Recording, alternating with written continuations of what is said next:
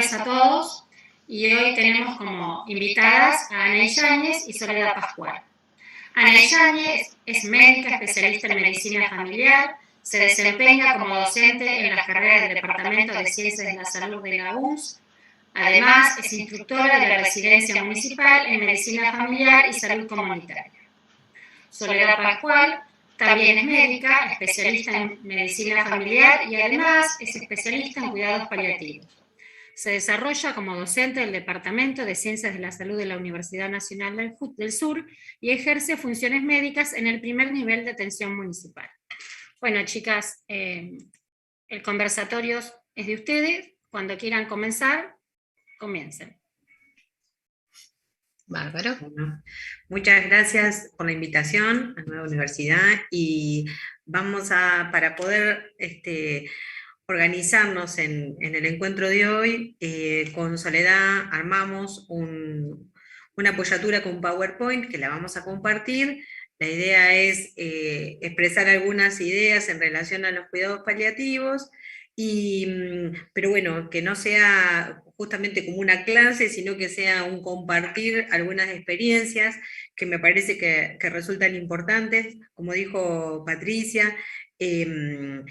Ambas, bueno, Sole tiene su especialidad en cuidados paliativos. Yo he trabajado, cuando estaba en Mar del Plata, en un servicio que prestaba cuidados paliativos en el domicilio, y después acá en Bahía ya tuvimos algunos intentos por conformar una propuesta en cuidados paliativos dentro del sistema público, y la verdad que resulta algo dificultoso de llevarlo en lo concreto, pero los intentos están, porque bueno, tanto Sole, que seguramente va a compartir un poco también estas ideas, como yo, consideramos que debería ser una propuesta accesible a todas las personas que así lo requieran.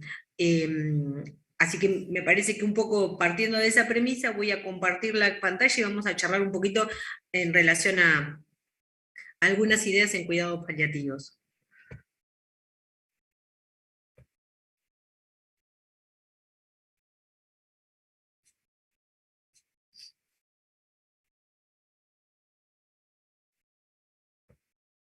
Bien. En este sentido, lo que quizás, vamos a ver en que voy a correr un cachitín.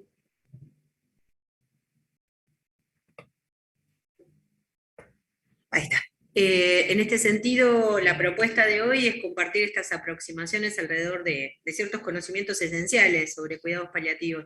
Con Patricia anticipábamos hoy un poco lo extenso y lo deseable que serían varios encuentros para poder charlar sobre este tema, pero bueno, vamos a iniciar al menos en esta oportunidad hacer referencia a algunos puntos que nos parecían relevantes, más allá de que podría ser toda una formación en sí misma, ¿no? Así que bueno, eso como para partir desde ese lugar. Y lo que nos interesaba también era tener en cuenta que cuando hablamos de equipos de salud, esto incorpora la figura de los y las acompañantes terapéuticas. Es decir, consideramos que hay algún micrófono ahí prendido. Perdón, Ana, ¿pueden silenciar los micrófonos, por favor? Perdón, Ana. No, por favor. Un poco como para sintetizar cuál es el objetivo de hoy, tiene que ver con aproximarnos a estos puntos esenciales sobre cuidados paliativos, y partimos del punto fundamental que cuando hacemos referencia a los equipos de salud, incorporan la figura de los y las acompañantes terapéuticas dentro de la constitución del equipo de salud. En este sentido, nos interesaba compartir algunas definiciones sobre cuidados paliativos, y pusimos algunas con Sole, porque nos interesa particularmente que ustedes puedan observar algunas diferencias en esas definiciones. Cuando vemos, por ejemplo, la definición de cuidados paliativos que propone la Sociedad Andaluza de Cuidados Paliativos, nos parece interesante que hace hincapié en algunos aspectos que tienen que ver con la atención de aspectos físicos, emocionales, sociales y espirituales de las personas que están en una situación terminal. Y sobre todo hace hincapié en estos objetivos principales en el bienestar y la promoción de la dignidad y la autonomía de las personas y sus familias.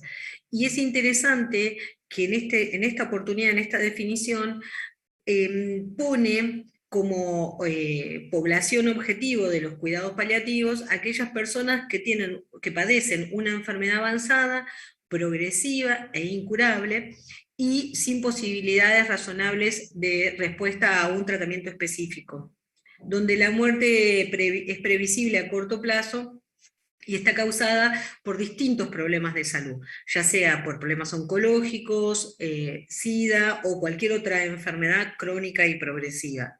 Esa es una definición. Cuando buscamos otras definiciones en lo local, hay un programa que quizás ustedes ya tienen conocimiento, pero es un programa de cuidados paliativos que pertenece al Instituto Nacional. Les pedimos, ahí está, que silencien los micrófonos. Cuando hacemos referencia a la definición del programa de cuidados paliativos, que pertenece al Instituto Nacional del Cáncer y es perteneciente en sí al Ministerio de Salud de la Nación, pone en esa definición, también supone esta atención a las personas desde un punto de vista integral, pero hace especial foco en aquellas personas que están afectadas por patologías oncológicas. Lo que es interesante en esta definición es que incorpora que esos cuidados paliativos requieren la conformación de equipos multidisciplinarios. Entonces, en ese sentido, la definición hace un pasito más en la complejidad de definir a los cuidados paliativos, ya no solamente a una población en particular, sino que además equipo o bien por requerimiento de esa familia, y que se termina cuando estamos acompañando un proceso de duelo ya una vez acabada la enfermedad del que padecía la enfermedad, y nos quedamos tranquilos, por decirlo de alguna manera, que esa familia pudo por lo menos establecer algunas redes para transitar ese duelo. No lo vamos a acompañar en todo el duelo, pero sí en el trayecto inicial. Y ahí es en donde también las ONG y las instituciones nos apoyan un montonazo, porque no todas las situaciones de fallecimiento de un familiar son de las esperables, digamos, por decirlo de alguna manera. Uno viene preparado, aunque no nunca se termina de preparar, pero es esperable por lo menos que nuestros padres o nuestros abuelos sean los que nos abandonen y no que un hijo nos abandone. Y en ese contexto se hace muy, muy difícil dejar esa familia desanclada o sin contención cuando la pérdida es de una persona que no está dentro de lo que naturalmente uno espera perder.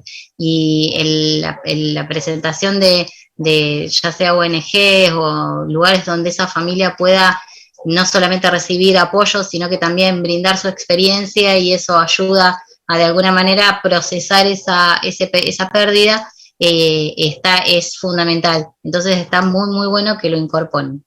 Listo, no molesto más. No, sí, la idea es esa, que vayamos así incorporando algunas ideas, pero me parece que en ese sentido es interesante, y como acompañantes terapéuticos me parece que vale la pena tener ese conocimiento para poder hacer esos enlaces, porque muchas veces me parece que es el trabajo de quienes están en continuo contacto con la familia y que conocen la dinámica familiar, que en ese sentido considero que ustedes como acompañantes tienen un rol protagónico, por decirlo de alguna manera, y que pueden entonces guiar esos lazos y esas articulaciones con un mejor criterio que quizás quienes ven eventualmente a las personas y a sus familias frente a esta situación de padecimiento. Entonces me parece que en ese sentido yo vuelvo y insisto, y hasta que termine mi función como docente en acompañamiento terapéutico, creo que siempre reivindico el lugar que pueden tener quienes ejercen estas tareas, justamente por estas particularidades, ¿no? Por el contacto, por la continuidad, por esa asistencia longitudinal que tienen, que los pone en un lugar, me parece que privilegiado al momento de pensar en estas cuestiones. Siguiendo adelante, entonces, a ver si puedo. Y para finalizar en cuestiones de definición, la OPS y la OMS también han desarrollado gran parte de las definiciones y de las guías en relación a cuidados paliativos. Y la OMS propone que el cuidado paliativo tiene el objeto, y acá me parece interesante que suman esta idea de mejorar la calidad de vida de las personas y sus familias cuando están enfrentando estas situaciones de riesgo de vida. En ese sentido, el cuidado paliativo tiene un carácter no solamente terapéutico, como dijeron las definiciones anteriores, sino que lo que le agrega es el carácter de prevención, y no solamente de alivio del sufrimiento, sino como que existe un paso previo en la intencionalidad de poder prevenir situaciones de mayor complicación. Es decir, intentando la detección temprana y la correcta evaluación, el tratamiento del dolor y de otros padecimientos físicos, psicológicos y espirituales de las personas y sus familias. Ahí les agregamos con Sole la disponibilidad de esta definición, y en ese mismo sentido, la OMS y la OBS han desarrollado una guía que me parece que está buena. Este es el link, de tenerla accesible, porque hace referencia en cada uno de sus capítulos a la posibilidad de acceder a la información necesaria, no solamente para el alivio de los síntomas, sino también para prevenir estas complicaciones que nombrábamos anteriormente, y cuál es el rol de cada uno y cada una de quienes componen los equipos de salud. En ese sentido, bueno, ya tenemos la definición de cuidados paliativos, pero lo que resulta interesante es que cuando pensamos en cuidados paliativos, y en eso queremos hacer mucho refuerzo en este aspecto que vamos a conversar con Soledad, y que lo compartíamos también con Patricia en la preparación de este encuentro, y así los números lo informan, ¿no? Estos son, la fuente tiene que ver con la información que brinda la Organización Mundial de la Salud. Hace referencia que de 40 millones de personas que necesitan cuidados paliativos, el 40% aproximadamente tienen padecimientos de tipo de enfermedades cardiovasculares, y un 34%, es decir, cercano al 30%, tienen padecimientos oncológicos, y ya en menor medida los padecimientos neurodegenerativos, neuropatías crónicas, el 6% VIH-Sida, y el 5% padecimientos como la diabetes. ¿Por qué queríamos poner este punto? Porque frecuentemente se asocian los cuidados paliativos a los padecimientos oncológicos, como que los cuidados paliativos no resultarían necesarios para otros padecimientos. En ese sentido, ustedes que ya hemos compartido en otros espacios algunos encuentros, saben que hoy los y las adultas padecemos como problema más prevalente de morbilidad y de muerte las enfermedades cardiovasculares. Es decir, es muy probable que más allá de las acciones preventivas en las que nosotros siempre vamos a tratar de trabajar, hay un porcentaje de personas que sabemos que van a atravesar la necesidad del cuidado paliativo. Y en este sentido, ¿cuáles son los problemas que nos expone un poco la situación actual? Bueno, esto que decíamos hoy tempranito, que el 86% de las personas que necesitarían cuidados paliativos no lo reciben. Y en ese sentido, el 98% de los niños que necesitan cuidados paliativos y que viven en situaciones de bajos y medianos ingresos, generalmente no reciben la posibilidad de este cuidado paliativo. Y en ese sentido, me parece que es un signo de alerta a pensar, que después quizás lo podemos conversar un poco más cómodamente al finalizar, sobre los derechos de las personas, ¿no?, en relación al acceso a estos cuidados paliativos. Entonces, y ahora te interrumpo de vuelta, perdón. Sí, dale. No. Que había un número que era muy, muy importante y que hace alusión precisamente a esto. En todas las declaraciones internacionales, cuando hablamos de derechos humanos, uno de los derechos que está más frecuentemente vulnerado es el derecho al no dolor. Hoy en día se considera un atentado a la vida de las personas el no tratamiento del dolor. Y parece como re exagerado, y en realidad es que no es admisible, porque hay millones de estrategias para el abordaje de ese dolor, y no brindárselos a una persona es técnicamente como dañar a propósito al prójimo. Y si nosotros miramos, el 83% de las personas que padecen dolor no tienen respuesta para ese padecimiento. Y ahí está la responsabilidad de todos nosotros como equipo de salud, de bregar por ese derecho, que es un derecho esencial de todas las personas. Y bueno, No, está perfecto. Y me parece que en ese sentido, bueno, ahora vamos a profundizar un poquito más en relación a cuestiones, a algunos datos legislativos que nos parecen interesantes, ¿no? En síntesis, ¿qué queremos aportar? Bueno, esto de que los cuidados paliativos hacen referencia a la atención de las personas con enfermedades potencialmente mortales y a sus familias, que van orientadas a mejorar la calidad de vida, y que estos cuidados paliativos pueden desarrollarse tanto en el domicilio de las personas como en un centro de salud, en los hospitales, es decir, en instituciones que alojen a estas personas. Pero esto también para pensar en que los escenarios no siempre son los hospitalarios o no siempre son los domiciliarios, ¿no? Existen otras posibilidades y a veces intermitentes. Lo que es claro es que los cuidados paliativos siempre van a ser beneficiosos para todo el sistema de salud, porque van a reducir las hospitalizaciones innecesarias, que eso no quiere decir que no se hospitalicen las personas, pero no aquellas que sean porque no pueden, porque no hay una herramienta de resolución evitando esa hospitalización, donde vaya orientado a aliviar el padecimiento físico, psicosocial y espiritual. Y sin lugar a dudas, la constitución necesaria de un equipo de salud, de algún modo interdisciplinario, que pueda brindar, que se capacite en ese sentido, y que pueda brindar los cuidados paliativos necesarios para esas familias y esas personas. Entonces, de alguna manera, esto que nombrábamos como síntesis, y un poco lo que hizo referencia Sole inicialmente cuando hablábamos de la articulación con las instituciones de la sociedad civil, son necesarios estos cuidados paliativos desde el momento del diagnóstico de la necesidad hasta con posterioridad al momento en que fallece esa persona.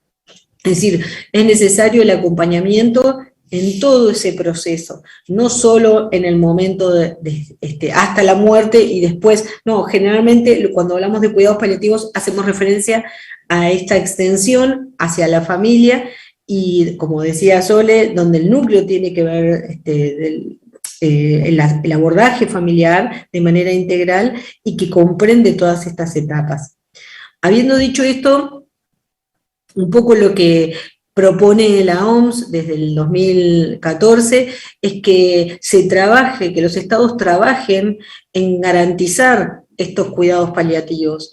Es decir, que de alguna manera es deber incluso a lo cual nosotros adherimos con Sole, es deber del Estado garantizar la proporción o proporcionar servicios de cuidados paliativos, y sobre todo a partir de los centros de atención primaria, y en los hogares. Y que para esto es necesario que nos formemos todas y todos los profesionales de la salud.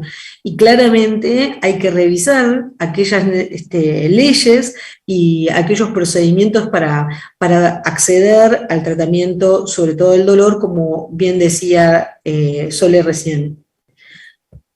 Ahora, Sole, te dejo, me callo un poquito yo.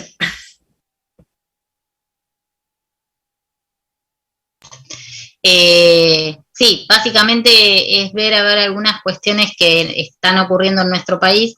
Esto que decía Ana, en el 2014 la OMS hace una promulgación, no es que empezaron a trabajar sobre paliativos ahí, pero sí en el 2014 se propone pronunciarse con respecto al tema de los cuidados paliativos y convoca a todos los países a trabajar sobre estos temas.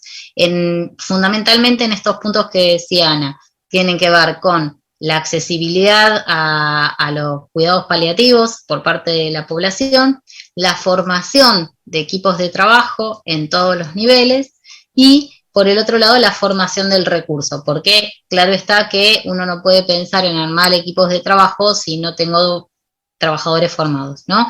En concordancia con esto, en nuestro país, en el 2015 se empieza a trabajar con respecto a la normatización y se promulga el Programa Nacional de Garantía de Calidad, Normatización Nacional de Cuidados Paliativos. En nuestro país, básicamente, es muy inequitativo la distribución de los equipos de salud. Solamente más adelante vamos a ver que hay algunas provincias que cuentan con no solamente el marco de regulación, sino con efectivas políticas en cuidados paliativos y por consiguiente se le dio el marco de regulación a los equipos de intervención. Por ejemplo, sin ir más lejos, en la Argentina ningún hospice, que son las entidades pensadas para esas internaciones, no internaciones, porque los hospice, imagínense como una suerte de geriátrico, por decirlo de alguna manera, con todas las diferencias que tienen, pero que están pensados como lugares de instancia para esas personas en las que por alguna razón, ya sea de confort o de características de accesibilidad o de características de convivencia, por decir, familias muy amplias, en donde hay un integrante que necesita una asistencia especial y que en su casa no está en condiciones de recibirla, pero que no está en una necesidad de estar en una internación, en un ámbito hospitalario, se crean estos centros que se llaman hospice, para que se alberguen durante un tiempo o para que pasen ahí el final de sus días. Hoy en día en la Argentina no hay ningún hospice habilitado como hospice. ¿Por qué? Porque la ley todavía no los contempla como una institución a regular. Entonces están todos aprobados y habilitados con el nombre de geriátricos. Entonces, ya partiendo de la base en que hay desigualdades en la accesibilidad, de que faltan desarrollos de recursos humanos, si encima ni siquiera se les da el marco legal a las instituciones que ya están conformadas, nos vamos a dar una idea más o menos de cómo está nuestro país con respecto a los cuidados paliativos.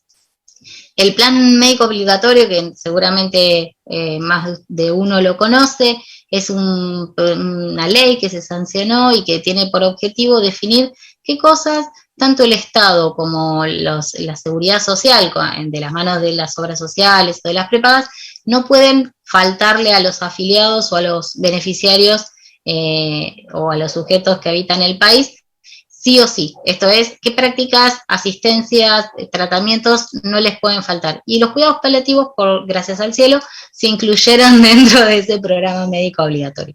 Voy a pasar a la siguiente.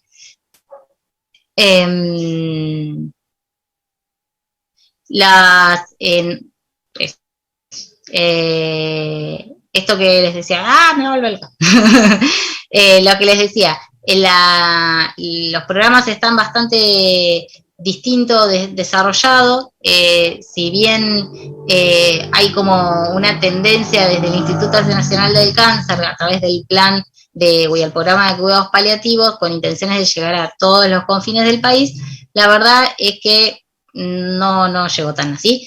Y sí, el programa nos sirve muchísimo como rector, como marco de alguna manera para entender hacia dónde tenemos que ir para conseguir un buen nivel de desarrollo. Entonces, en este programa plantean como algunos indicadores que nos permitirían saber cuán desarrollado o no tenemos los servicios de atención en cuidados paliativos en nuestro medio. Entre esos indicadores están las políticas sanitarias, la educación, provisión de servicios y la disponibilidad de opioides, que después vamos a discutir el por qué se considera el opioide como un parámetro de calidad o de accesibilidad a los cuidados paliativos. En cuanto a lo que son políticas sanitarias, se promulgaron algunas normas de organización y de funcionamiento de los equipos de cuidados paliativos, en donde están en distintas leyes sancionados, como por ejemplo, cómo tienen que estar conformados los equipos, qué tipos de equipos hay, ¿sí? En estas leyes está enmarcado las características o los estándares de calidad de un equipo de atención en cuidados paliativos, en donde define que tiene que haber un equipo básico, que ese equipo básico y mínimo tiene que estar formado por una enfermera, una médico, y a esos sí o sí siempre se sugiere el agregado de algún trabajador social o trabajadora social, y siempre se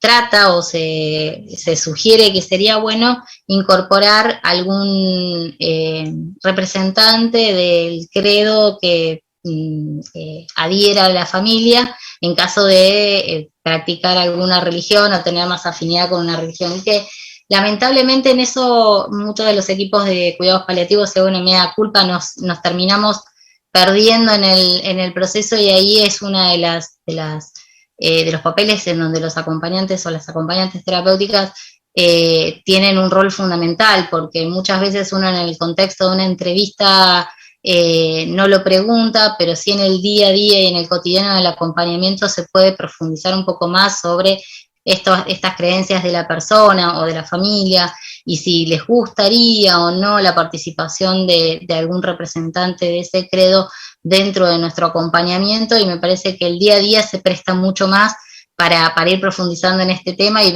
ir tanteando la situación, en qué momento incorporar a esta figura dentro del acompañamiento de la familia. ¿Qué otra cosa les iba a comentar con respecto a esto? Bueno, después de los equipos básicos están lo que se llaman equipos ampliados o equipos de soporte o de soporte matricial, en donde uno aprovecha la ayuda de kinesiólogos, odontólogos y demás personas o profesionales de la salud que pueden acompañar al proceso de enfermedad de esta persona, y también muchas veces cuando es necesario se pide la colaboración de abogados o abogadas para asesorar a estas personas, porque nosotros no tenemos que olvidarnos que más allá de transitar una enfermedad y el acompañamiento de eso y evitar los síntomas que son desagradables, también nos tenemos que ayudar y garantizarlos que puedan resolver en la mayor medida posible las situaciones que le quedan pendientes y sabemos que cuando se aproxima un desenlace que es inexorable, la ansiedad por resolver eso muchas veces lo juega muchísimo en contra de las personas y a las familias, y hace que la familia no pueda terminar de transitar de una forma armoniosa ese último trayecto de vida de la persona. Entonces, en este es otro de los aspectos en los que todas las orejas del equipo de asistencia tienen que estar muy atentos a no dejar pasar, porque muchas veces no saben cómo pedir esa ayuda o esa colaboración, y en la escucha cotidiana es cuando uno pesca esto de por ahí quedan terrenos sin asignar con escrituras o cosas que después eso terminan generando mucha ansiedad en esa familia y hacen que aparezcan síntomas que nos hacen muy difíciles de controlar. Entonces está bueno siempre tener esa oreja prendida al respecto, y para convocar a estas otras figuras que por ahí en las legislaciones no están nombradas, pero que sí ayudan muchísimo. Dentro de las provincias, solamente la provincia de Santa Fe, Entre Ríos, Misiones, Tucumán, San Luis, La Pampa, Corrientes y Río Negro y Chaco, tienen leyes que abogan a favor de los cuidados paliativos. Fíjense que Buenos Aires no tiene legislaciones establecidas, tal es así que instituciones públicas, pocas, tienen servicios de cuidados paliativos, tanto en nivel internación hospitalaria como en ambulatorio en hospital o de ambulatorio domicilio. Solamente en Cava están en la ciudad autónoma y por eso no están nombradas como leyes provinciales, porque ellos se incluyen en una ley aparte que hace referencia solamente a la ciudad autónoma. Y también tiene muchísimas limitaciones, por eso es que les decía que, por ejemplo, estos hospices tampoco están regulados. Para que tengan una idea, recién en el año 2019, el PAMI, que es la obra social que aborda o acompaña a la mayoría de los adultos mayores, instituyó como una norma a seguir y a cumplir y empezó a convocar equipos de intervención de cuidados paliativos como una prestación garantizada para sus afiliados. 2019, fíjense que pasaron un montonazo de años desde que la OMS y la OPS empezó a insistir en la necesidad de ese abordaje. Y si nosotros pensamos que el PAMI es la obra social que más adultos mayores tienen a cargo, y nos estamos viendo que no solamente las patologías oncológicas son las que requieren de intervenciones en cuidados paliativos, nos vamos a dar cuenta que tiene una gran parte de nuestra población carece de la posibilidad de acceder al recurso. ¿Sí? Vamos con la otra. En cuanto a la educación, la proposición de universidades médicas, esto está tal cual lo dice el programa, pero en esto tanto Ana como yo consideramos que no solamente la formación académica del médico requiere de formación en cuidados paliativos, estamos completamente convencidos que tanto acompañamiento terapéutico, enfermería, kinesiología, odontología, tendrían que tener dentro de su currícula parte de formación en cuidados paliativos. Hay una propuesta que se llama ITES, que parte de la OPS y que se viene trabajando desde el año 2017, convocando a distintas personas de distintas universidades de Latinoamérica para formar una currícula única o por lo menos troncal en cuanto a contenidos de cuidados paliativos para la formación de grado de todas las personas que tengan formación en salud. Y esto está buenísimo porque incorpora absolutamente todas las disciplinas. Yo tuve la suerte de participar en estos encuentros y sí, y nos damos cuenta que acá en la Universidad del Comahue está como formal una materia que no es obligatoria, es optativa, pero por lo menos la tienen. En la Universidad de Córdoba tienen temas de cuidados paliativos, no me acuerdo en qué materia nos habían comentado, pero que está dentro de la currícula obligatoria, y después el resto son todos estos encuentros o cursos voluntarios y electivos de las personas, pero que no constituyen parte de la currícula. Entonces seguimos insistiendo en que desde la base seguimos cortitos de recursos.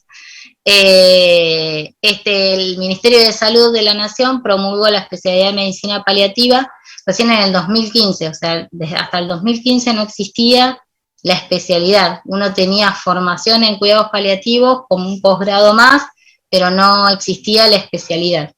Y en el 2016 se certificaron solamente 14 paliativistas en el país, y después se fueron sumando de a poquito, nos fuimos sumando, por suerte, poquitos, pero no superamos las 3 cifras de especialistas en cuidados paliativos en la actualidad en el país.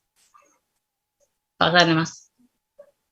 Con respecto a la provisión de servicios, el número de servicios de cuidados paliativos por millón de habitantes es de 1.82.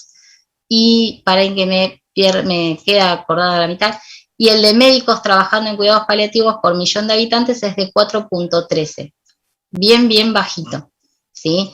Los cuidados paliativos están incluidos en la atención primaria de 12 provincias y hay aproximadamente 73 servicios de cuidados paliativos en todo el país y 166 médicos acreditados. Esto es lo que les decía hoy. En esto es re importante tener en cuenta que, por ejemplo, para un servicio de internación en cuidados paliativos, uno piensa que cada 100.000 habitantes con 10 camas alcanzarían para internaciones en cuidados paliativos. Y que con estas 10 camas tendrían que tener un médico y 5 enfermeras. Imagínense la cantidad de población en la Argentina que hay y qué cortos que nos quedamos, ¿sí? Ni hablar de que, por ejemplo, acá en Bahía Blanca y en la zona no contamos con ningún servicio, ni privado ni público, de internación exclusivo de cuidados paliativos.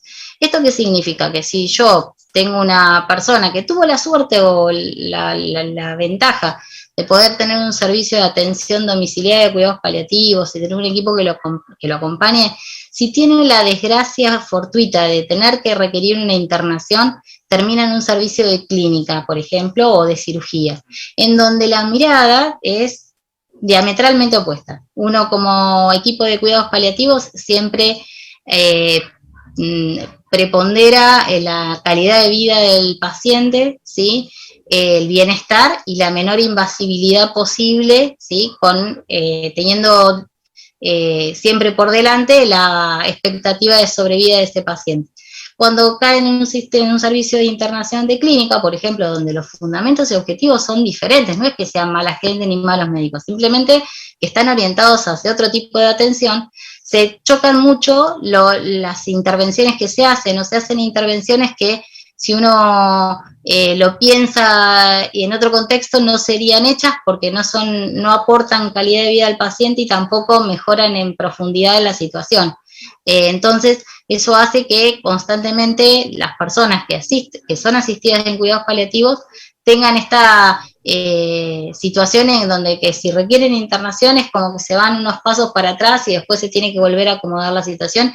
Y en esto no se olviden que viene una familia alrededor y que siempre la familia va a tener idas y vueltas con respecto a la aceptación de la situación del familiar, a la idea de finitud de enfermedad, en donde nosotros venimos trabajando a diario, en el continuo de todos los días de estar acompañándolo, y que por ahí se empiecen a hacer intervenciones en donde cambian la forma de pensar de la familia, entonces por ahí se llega a perder el foco de que esa persona realmente está atravesando el final de su vida, y se vuelven a replantear algunas situaciones que cuando vuelve a su hogar, otra vez se tienen que volver a trabajar, ¿no?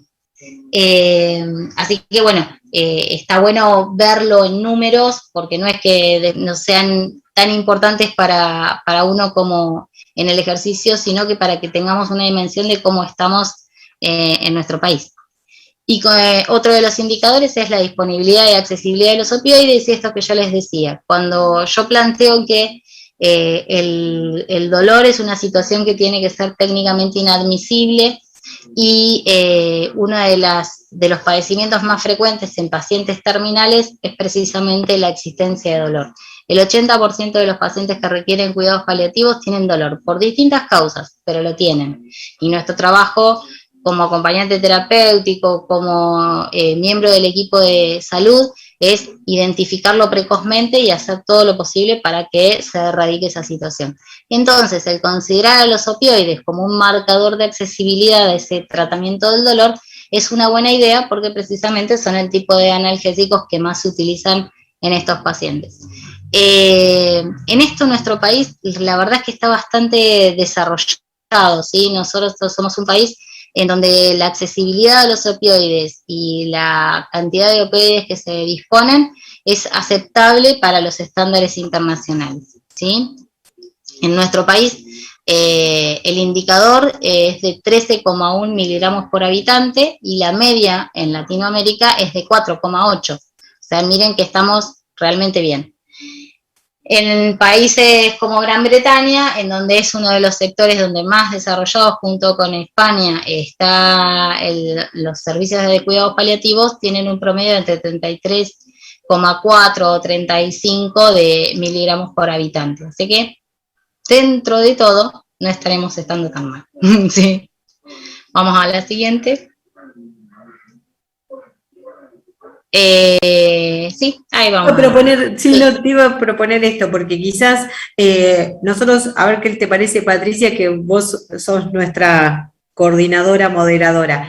Quizás porque ya estamos avanzados en el tiempo que tenemos de exposición, quizás podemos darle el lugar también a compartir algunas inquietudes o algunas preguntas, porque quizás lo que nosotros habíamos dispuesto con Sole eran algunas recomendaciones en relación al trabajo en domicilio desde el acompañamiento terapéutico, pero me parece que quizás eso lo hemos visto también dentro de la currícula y quizás a ustedes les interesa más compartir algunas inquietudes o algunas preguntas. Eso como vos te parezca en este sentido, Patricia.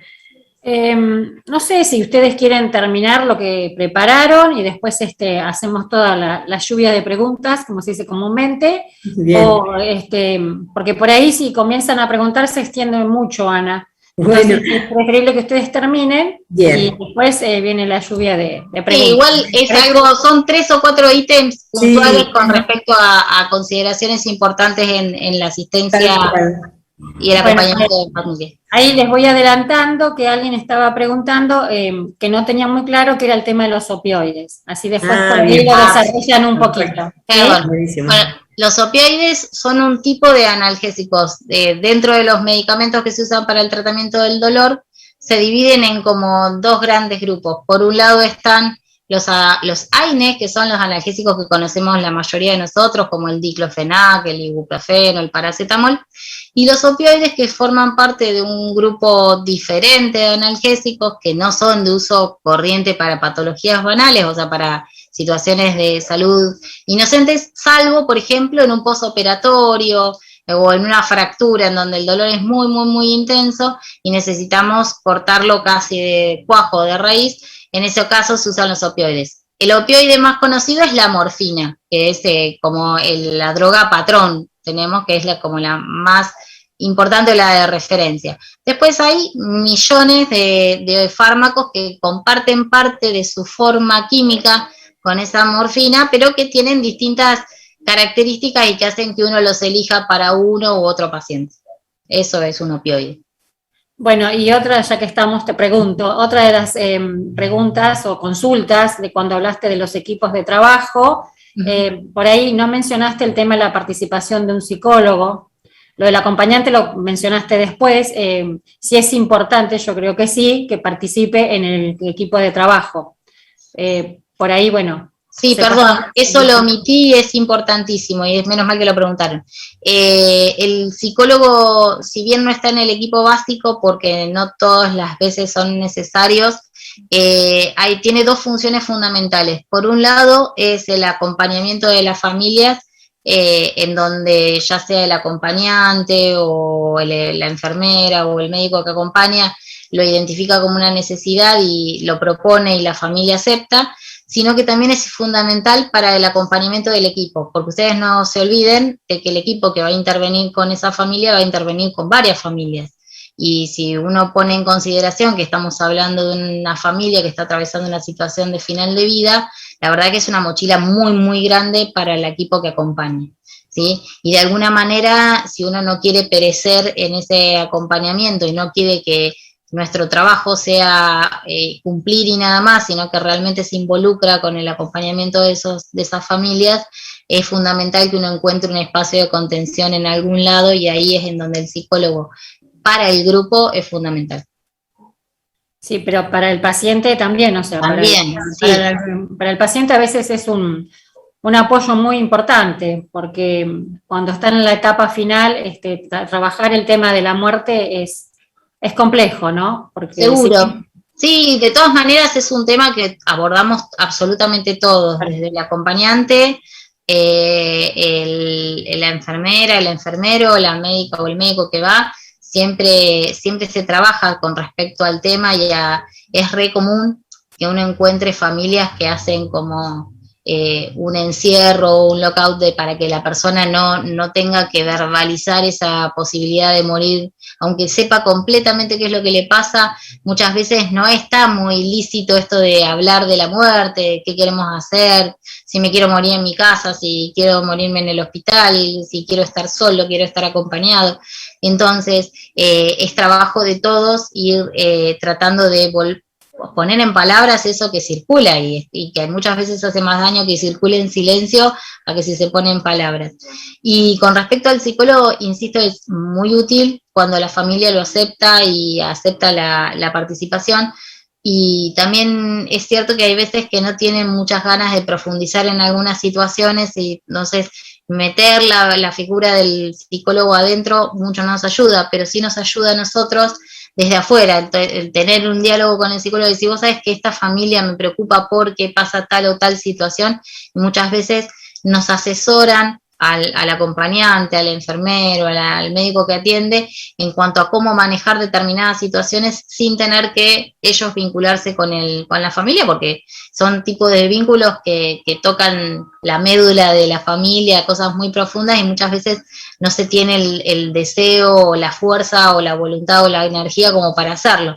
Entonces, muchas veces nosotros como equipo hacemos de intermediarios entre la intervención del psicólogo y las necesidades de la persona, de la familia. En ese sentido, lo que agrego, que me parece que es interesante rescatar, o por lo menos dentro de las experiencias que hemos tenido en trabajo en cuidados paliativos, es que la mirada integral de las personas que uno asiste y sus entornos familiares no necesariamente tienen el alivio puesto en una acción terapéutica desde la psicología, en la psicoterapia. Entonces, en este sentido, quizás me parece que no generar las expectativas en la exclusividad de que el abordaje de aspectos que tienen que ver con lo psicoterapéutico o con la esfera desde lo emocional tiene que ser depositado como con exclusividad en la figura de la psicología como disciplina. En esto refuerzo un poco lo que dice Sole, porque además uno hace una suerte de análisis de la situación familiar, y hay muchas familias que pueden tener recursos con los cuales no comulguemos, no estemos de acuerdo, pero que sin embargo son recursos para resolver esa situación de padecimiento, o que pueden ser distintos a los que tiene nuestra propia familia, nuestra propia subjetividad, y sin embargo son los válidos. Entonces podemos encontrar incluso hasta rituales, situaciones que no nos son propias, pero que bueno, en tanto alivien el padecimiento y mejoren la calidad de vida de las personas que estamos acompañando, siempre va a ser respetado. Y en ese sentido me parece que un poco, yo lo que voy a hacer, si les parece bien, voy a ir directamente a la final, a la filmina final, que un poco sintetiza todo esto que charlábamos con Sole, que nos resulta como súper importante, cuestiones que ustedes ya seguramente las tienen claras, pero lo importante de que los equipos tengan cierta continuidad, que se presenten y que sepan las personas quién es quién al momento de recibir la asistencia por parte de un equipo, es decir, qué tareas van a desempeñar cada una de las personas que van a asistir. Esto está representado en ese primer punto que dice realizar una presentación adecuada. Parece una cuestión obvia, todos cuando llegamos a una casa nos presentamos, pero no, pero también especificar y explicitar qué es lo que vamos a hacer en ese domicilio o en esa instancia de acompañamiento desde el cuidado paliativo. Esto de respetar el ambiente de cada una de las personas, es decir, no ser invasivos al momento de trabajar junto con ellas, y esto también, tanto en el domicilio como en el hospital, a veces uno en el afán de resolver o acostumbrados a otra dinámica desde lo familiar o desde lo personal, invade o resuelve cuestiones en el entorno familiar de esa persona, y quizás esto implica una invasión hacia la privacidad, la intimidad de esa persona. tratar siempre de hacer preguntas abiertas que vayan favoreciendo la comunicación. Esto que dice Sole, no siempre tenés que hablar de la muerte tan literalmente, porque puede surgir a partir de cuestiones que conecten con lo vital, y surja, ¿sí?, las expectativas de ese devenir. Entonces, a veces no necesariamente tenemos que pensar, pero no se habla de la muerte, entonces tenemos que forzar que salga ese tema. No, no necesariamente. Es decir, nosotros claramente como equipo vamos a estar trabajando en el acompañamiento de esas personas, entonces, y sus familias. Entonces, que las preguntas o los espacios donde se circule la palabra sea lo suficientemente abierto para que se predisponga a la expresión de lo que la persona siente y su familia siente, ¿no? En ese sentido, tratar de respetar y esto de favorecer los silencios, porque hay un cierto prejuicio en el buen sentido de que verbalizar todo nos hace bien, ¿no? Entonces hay como un esfuerzo a veces en estimular, y sin embargo, no todas las personas somos iguales, algunos tenemos más disfrute en el silencio y procesamos nuestras situaciones de otra manera. Entonces, en ese sentido, respetar la modalidad que elige esa familia para poder atravesar esa situación. Esto de claramente parece algo obvio, en esto quizás a veces me siento como que estoy diciendo algo obvio, pero sin embargo, por las dudas lo compartimos porque nos parece fundamental no mentir, no decir algo que no realmente es, que no va a pasar, ¿no? No, ya te vas a poner bien, ya vas a caminar, y bueno, cuando eso sabemos que no va a suceder porque el pronóstico de esa persona no así lo permite, y evitar dar consejos en relación al consejo como una opinión sobre lo que está pasando, ¿no? El consejo terapéutico, ¿no? Que está cargado a veces de lo que nosotras como personas haríamos en relación a determinada cuestión, y claramente evitar esas frases que pueden llegar a ser, a veces uno apela a determinadas cuestiones como el humor, que a veces incomodan y no siempre resuelven una necesidad que tiene esa persona. Entonces quizás es un trabajo que a veces el tiempo no nos lo permite porque las situaciones son más bien inminentes, pero sin embargo cuando así lo posibilita, uno tiene que hacer como un tanteo rápido de la situación y trabajarlo junto con el equipo. Es decir, el equipo no es que va hacia ese domicilio o hacia ese espacio transitoriamente y queda ahí. Creo que es más importante el trabajo que se desarrolla con posterioridad o en la previa, más allá del encuentro con esa persona y con esa familia, que el momento en sí de la asistencia, porque es ahí donde se piensa junto con otros qué es lo que vamos a trabajar, cuáles van a ser los objetivos terapéuticos con esa persona. Y eso tiene que estar claro y reverse continuamente. Es decir, che, nos habíamos planteado esta situación, ¿qué le pasó? ¿Sucedió que mejoró, no mejoró? ¿Vos qué observaste? No, yo me encontré con tal familiar, me dijo tal cosa. Bueno, entonces, pero no desde el lugar de chumerío para armar historia, sino desde el lugar donde no perdamos el objetivo que va orientado a esa definición que dijimos al inicio, que iba orientada a garantizar la calidad de vida y el buen morir de esas personas y el acompañamiento de ese grupo familiar. Y te interrumpo un cachito, por ahí es una de las cosas que nosotros siempre cuando uno habla de complicaciones en el proceso de seguimiento de una familia en cuidados paliativos, creo que la peor complicación o la que más en jaque nos deja a nosotros como equipo de salud es la claudicación de la familia en el acompañamiento, cuando la familia estalla y no puede sostener más esta situación, porque no nos olvidemos que cuando nosotros hablamos de que en cuidados paliativos incorpora un montón de procesos de enfermedad, uno tiene la idea como que es todo cortito, como que son meses, y a veces ese acompañamiento es más largo, y no nos olvidemos que viene con una previa a esa familia de ya un proceso que se viene desarrollando.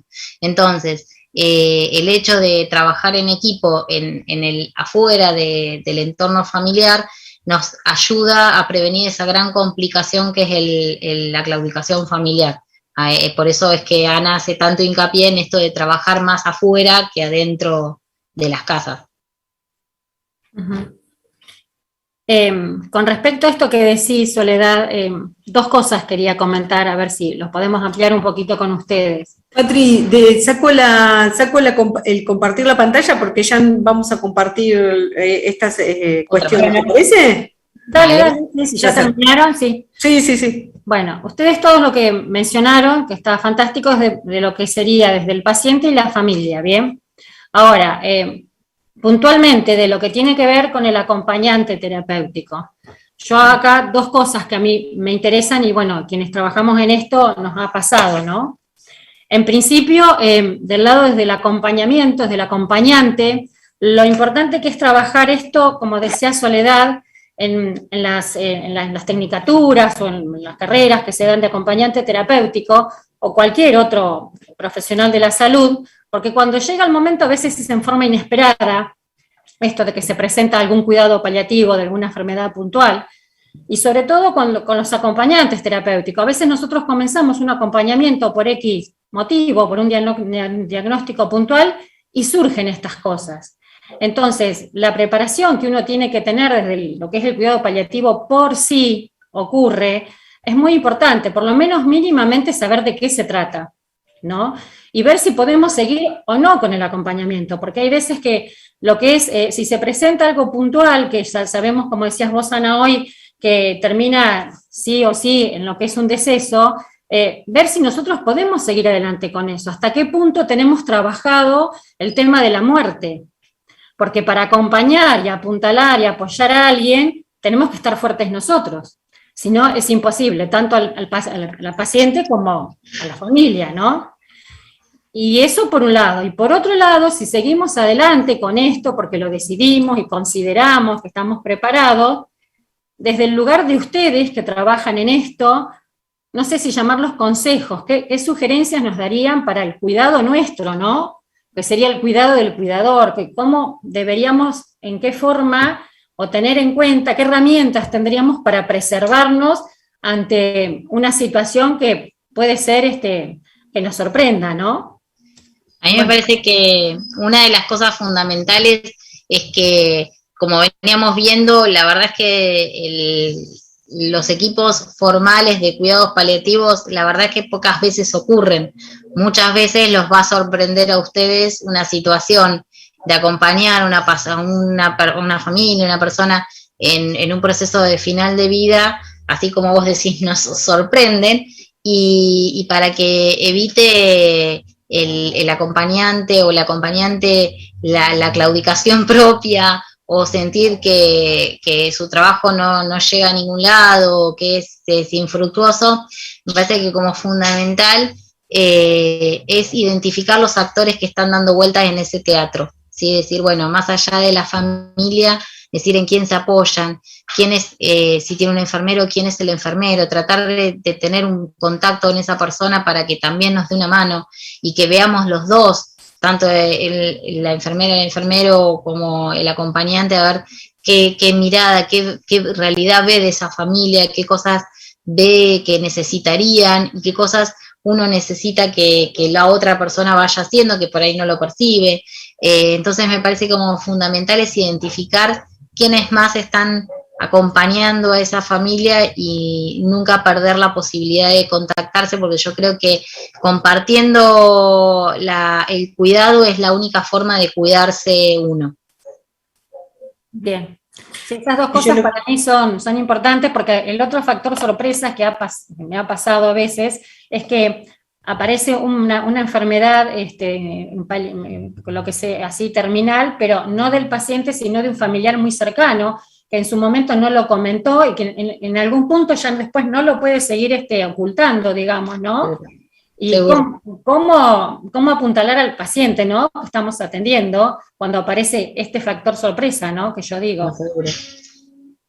En ese sentido, me parece, Patricia, que yo lo único que sumo a lo que ustedes estuvieron planteando, porque hay infinidad de situaciones que son imposibles que uno registre como si fuera una receta, ¿viste?, de cocina, pues tenés millones de situaciones, cuando se trata de personas que están acompañando y que tienen una discapacidad y el que fallece es uno de sus padres, eso es terrible y nosotros con frecuencia lo observamos, eso es una crisis que nadie sabe muy bien para dónde disparar porque el Estado tampoco garantiza la rapidez en la definición de algunas definiciones rápidas que necesita de la justicia para poder actuar frente a alguna circunstancia de estas características. Entonces,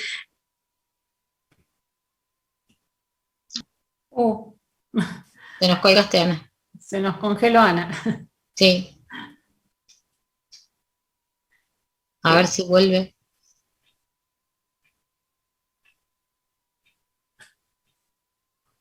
Sí, también aprovechar a decir esto de que a veces las demoras desde la respuesta de las obras sociales, ¿no? Sí. Con respecto a todo, desde la medicación, los servicios en domicilios, la atención de profesionales puntuales, eso también deteriora mucho, no solo a la familia, sino al paciente en sí mismo. Totalmente. Es casi un desgaste para todos lados, porque uno trata siempre de no dejar en banda a nadie y busca miles de estrategias cuando la estrategia tendría que ser que salga de lo que debe ser, ¿no? Pero en realidad esas cosas fortuitas que terminan apareciendo, casi les diría que la mayoría de las veces, es fundamental esto que uno tenga espacios para charlarlos y para buscar o ideas o soluciones o ver de qué manera uno puede colaborar sin inmolarse en el acompañamiento, porque uno tiene que seguir entero y tiene que seguir bien para poder hacer su trabajo acompañante. Entonces, siempre el identificar a un otro que nos pueda asesorar o que nos pueda dar una mano o tener una instancia de, aunque no compartamos todos la asistencia de esa persona, pero por lo menos que compartamos el ejercicio profesional, que digamos, bueno, tengo tal situación, ¿qué se les ocurre que podríamos hacer? Y muchas veces la visión de gente de afuera nos ayuda a, por lo menos, allanar un poco más el camino y alivianar la carga cuando tenemos estas situaciones que nos ponen en jaque, ¿no? Sí, por eso es tan importante trabajar en equipo, ¿no? A partir de esto que decís, porque sí, hay que ver cómo nos vamos apoyando mutuamente. ¿Puedo hacer una pregunta? Sí. Hola, buenas tardes. Yo quería preguntar, ¿cómo se trabaja? Yo no soy acompañante, me recibo ahora. ¿Cómo trabajan ustedes? O sea, ¿hay equipo realmente? O sea, ¿trabajás con acompañantes terapéuticos normalmente? ¿Cómo se forma el equipo? ¿Cómo trabajan ustedes? Mira, dentro de la realidad muchas veces el acompañamiento terapéutico uno lo pide como médico muchas veces sin querer ser muy hegemónico. Lamentablemente las cuestiones organizativas de la mayoría de las obras sociales así lo requieren y uno tiene que como de alguna manera tomar la batuta en donde junto con el resto del equipo decidir a ver quiénes van a conformar el equipo para el acompañamiento de esa familia. Si uno lo pide, se constituye regularmente un acompañante. Todo depende muchas veces de la estructura de la familia a acompañar, ¿no? Hay veces que si son dos personas adultas mayores, muchas veces la figura del acompañamiento terapéutico se la ven desdibujada porque no permiten la permanencia de tiempo prolongado de alguien en el lecho de la casa, y terminamos dependiendo mucho de la mirada de la otra persona que vive ahí, y nuestras intervenciones son ir a hacer la evaluación de la familia, del paciente, a hacer la intervención y irnos, y el proceso de acompañamiento se pierde porque la familia no lo acepta. Pero cuando uno conforma el equipo sí se incluyen frecuentemente. ¿Sí? Lo que pasa es que también tiene que haber, no hay muchos acompañantes terapéuticos que estén formados y dispuestos a hacer acompañamiento de pacientes en paliativos. Y en cuanto a PAMI, ¿ustedes lo piden y lo tienen? O sea, ya que está, no. No tiene, servicio de cuidados paliativos en domicilio. Yo te dije, recién el año pasado, en el 2019, lo pusieron como una norma. En Bahía Blanca, PAMI tiene servicio de internación domiciliaria, pero no de cuidados paliativos. O sea, que los que van a asistir a esas personas no son paliativistas, no son personas formadas en cuidados paliativos, sino que más bien están formados en lo que es la internación domiciliaria, que el objetivo de la internación domiciliaria es totalmente distinto. El objetivo es la rehabilitación rápida y en domicilio de un paciente que no está para estar de alta del hospital, pero tampoco está divino como para volver a la casa y seguir con su vida, y ese es el objetivo de la internación domiciliaria. Y esa forma de trabajo se aplica a todos, sea una persona que se operó de la cadera y tiene que rehabilitarse para salir a caminar y seguir con su vida, o una persona que está con una insuficiencia renal terminal, que no está ni siquiera en lista de trasplante y que no puede ni parpadear porque se agita y no puede comer. Sí, pues fíjate que la verdad es que no, las condiciones no están dadas. Otra cosa que te quería preguntar, bueno, me interesan los cuidados paliativos, chicos, perdón, pero estuve haciendo cursos el año pasado y estuve con una acompañante terapéutica que está trabajando en la Universidad de La Plata. Vos no la mencionaste como que era un lugar a donde se daban. Ella dice que daban, ella comentó que daban una cátedra, una clase. No sé si sería... Son cátedras abiertas y voluntarias, no están dentro de la currícula. Gracias.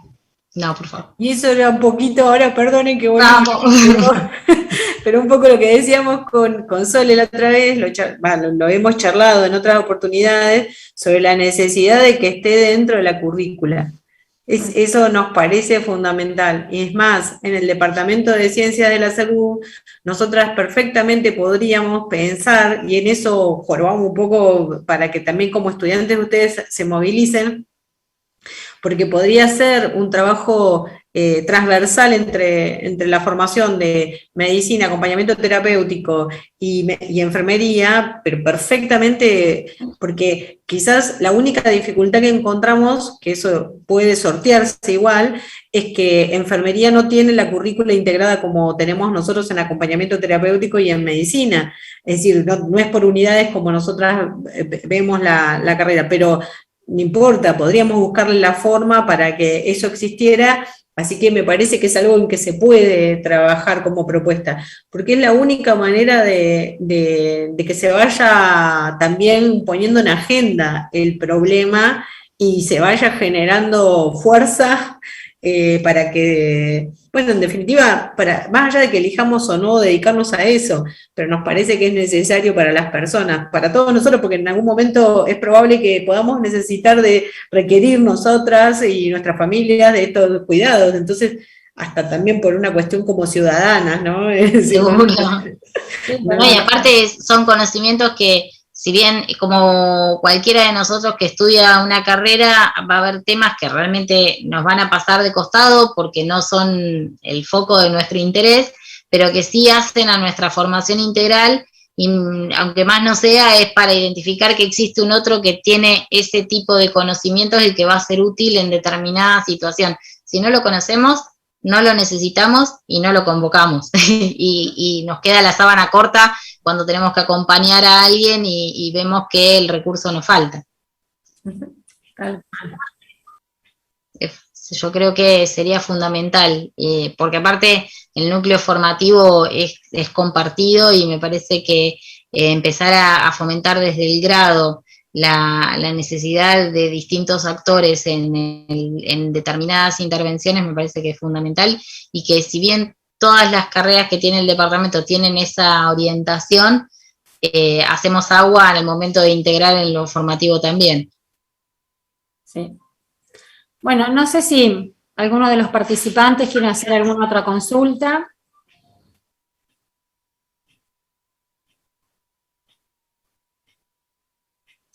Bueno, entonces, si a ustedes les parece bien, daríamos por terminado el conversatorio. Muchísimas gracias a Soledad, a Ana, y hoy lo hablábamos con Ana, así que yo las comprometo para el próximo año seguir profundizando en este tema, y si ustedes están disponibles, seguiremos con los conversatorios y dentro de los cuidados paliativos, con temas ya más profundos, ¿no? Si a ustedes les parece bien, queda abierta la propuesta para comenzar el próximo año. ¿Cómo Así que no? Y muchas gracias por la invitación, muchas gracias por el interés, por participar, todas las personas que estuvieron acá, así que la verdad que agradecemos también que nos hayan invitado.